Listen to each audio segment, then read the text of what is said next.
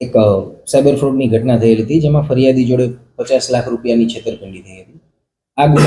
આ ફરિયાદ બાબતે આપણે 95 નંબરની એફઆઈઆર નોંધેલી છે, જેમાં BNS 318(4), 319(2), 61(2) તથા IT એક્ટની 66D હેઠળ ગુનો નોંધેલો છે. હવે આ ફરિયાદની ઘટના એવી છે કે આમાં ફરિયાદીને સામેવાળા આરોપીઓ દ્વારા ઓસ્ટ્રેલિયાની એક હોસ્પિટલ, રોયલ એડિલેડ હોસ્પિટલના કર્મચારી તરીકેની ઓળખ આપી અને તે વ્યક્તિને ત્યાં ઓસ્ટ્રેલિયાનો વિઝા કરાવી આપશે તથા ત્યાંની હોસ્પિટલમાં નોકરી અપાવશે, એ રીતેના વચન આપી અને એ વ્યક્તિ જોડે છેતરપિંડી કરવામાં આવેલી હતી અને એની પાસેથી કુલ 50 લાખ જેટલી રકમની છેતરપિંડી, 50,75,000 જેટલી રકમની છેતરપિંડી થયેલી હતી.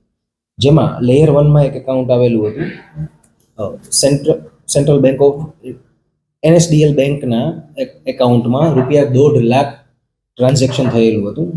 આ એકાઉન્ટ વિવેક કલ્લુ કુશવાહાના નામ પરનું હતું અને તેને સાયબર ક્રાઇમની ટીમે ધરપકડ કરેલી છે. કોઈ કમિશન મળતું?